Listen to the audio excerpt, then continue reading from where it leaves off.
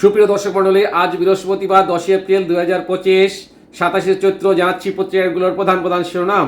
সর্বপ্রথম Ittefaq main heading করছে Trump কেন পিছু হটলেন কি। নেক্সট প্রথম আলোর মেইন হেডিং ট্যারিফ যুদ্ধে এর আগে যেভাবে হেরেছিল যুক্তরাষ্ট্র। এরপর যুগান্তরের মেইন হেডিং এসএসসি ও সমমানের পরীক্ষা শুরু। নেক্সট জনকণ্ঠের main heading march for Gaza সফল করতে আজহারি আহমাদুল্লাহ সহ থাকছেন যারা।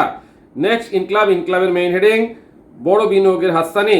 এরপর আমাদের সময় মেইন হেডিং পাল্টাপাল্টি শুল্ক আরোপ, যুক্তরাষ্ট্রের বিরুদ্ধে চীন ইউর গোপন অস্ত্র ব্যবহার। নেক্সট সমকালের মেইন হেডিং মালয়েশিয়া যেতে দাস হয়ে সাগর যাত্রা। এরপর জায় দিনের মেইন হেডিং বাংলাদেশে বিনিয়োগ বাড়াতে আগ্রহী 3 বহুজাতিক কোম্পানি। নেক্সট মানব জমিনের মেইন হেডিং গাজার আবাসিক ভবন লক্ষ্য করে ইসরায়েলের বোমা হামলা, নিহত কমপক্ষে 35। এরপর কালের কণ্ঠের মেইন হেডিং ট্রান্সশিপমেন্ট বাতিল করল ভারত।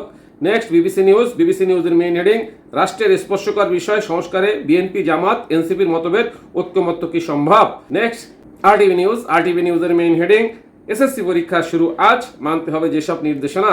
এই ছিল পত্রিকাগুলোর প্রধান শিরোনাম। চলে যাচ্ছি যে কোনো একটি সংবাদের বিশ্লেষণে। দর্শক মণ্ডলী, মূলত সংস্কার বিষয়ের ভিতরে সংবিধান সংস্কারটাই মেইন। এই সংস্কার নিয়ে বিভিন্ন দলের ভিতরে মতপার্থক্য দেখা দিয়েছে, সেটা নিয়ে আরটিভি নিউজও একটা প্রতিবেদন করেছে।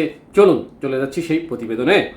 সংস্কার নিয়ে কোন দল কি চায় না, কোথায় আপত্তি। রাষ্ট্র পরিচালনায় মূলনীতি, গুরুত্বপূর্ণ বিষয়গুলো পরিবর্তন ও সংস্কার প্রশ্নে বিএনপি ও জামায়াত ইসলামী সহ রাজনৈতিক দলগুলোর মধ্যে বড় রকমের ভিন্নমত বা পাল্টাপাল্টি অবস্থা বিরাজ করছে।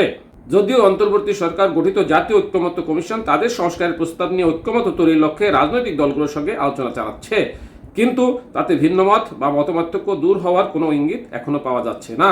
অন্যদিকে জুলাই গণ অভ্যুত্থানে নেতৃত্ব দেওয়া ছাত্রদের নেতৃত্বে গঠিত দল জাতীয় নাগরিক পার্টি বা এনসিপি সংবিধান সংস্কার কমিশনের প্রস্তাবের সঙ্গে একমত। তারা আবার নতুন সংবিধান ও গণপরিষদ নির্বাচন চাইছে।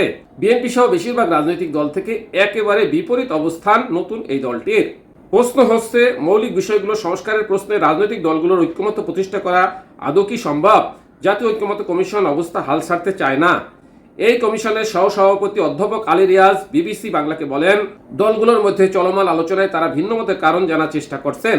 একই সঙ্গে তাদের সংস্কারের প্রস্তাবের পক্ষে যুক্তি দিয়ে বোঝানোর চেষ্টা রয়েছে। বড় দলগুলো যখন সবাই একে অপরের বিরুদ্ধে অবস্থান নিচ্ছে, তখন সংবিধান ও রাষ্ট্র পরিচালনা সম্পর্কিত মৌলিক বিষয়গুলো ঐক্যমত্য বেশ কঠিন বলে মনে করছেন রাজনৈতিক বিশ্লেষকরা। মূলত সংবিধান সংস্কারের স্পর্শকাতর বিষয়গুলো নিয়ে রাজনৈতিক দলগুলোর মধ্যে আপত্তি, ভিন্নমত বা মতপার্থক্য দেখা দিয়েছে। এই ছিল সেখানকার সর্বশেষ খবর এবং পত্রিকাগুলো প্রধান শিরোনাম। সাথে থাকার জন্য ধন্যবাদ। আসসালামু আলাইকুম।